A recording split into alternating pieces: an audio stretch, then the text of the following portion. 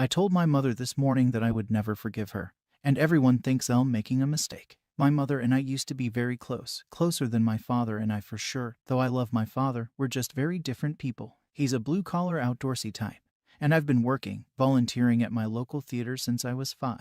My mother always loved the theater, and we bonded over that love, along with a love for cinema, whereas my dad only ever watches National Geographic on the cable that he still has law. Not to say that my father was unsupportive, just that he was different. My parents got a divorce when I was 17.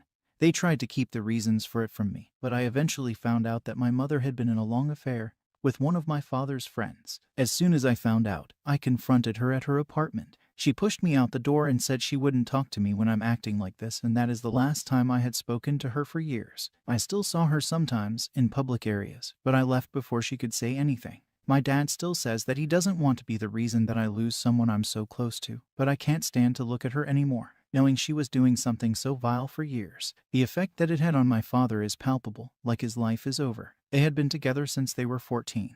And my father used to tell the story all the time that he knew even then that she was the only one for him, that they were soulmates. I used to wish I could find a love like that, and now I know it was always half a lie. Today she came to my work and demanded to know when we were going to work past this, to know when we can make things what they used to be. As I walked her out of the building for a private moment, I got incredibly angry and asked her when she was going to uncheat on my father. She insisted that we could work through this, and that what happened didn't affect me, to which I laughed and said, unlike you, I am affected by people I love being in pain. We kept going like that, until I eventually went off on her that we would never be reconciling because I don't want someone of such low class and character in my life. She didn't take it well, to put it frankly, and when I went back inside she was still sobbing in her car. Part of me feels bad, but the rest of me feels that maybe now she understands that she fucked up. My dad and friends are upset with me and say that I shouldn't push her away for my own sake, but she's a collection of painful memories now, and she had her chance to tell her side. She didn't want it.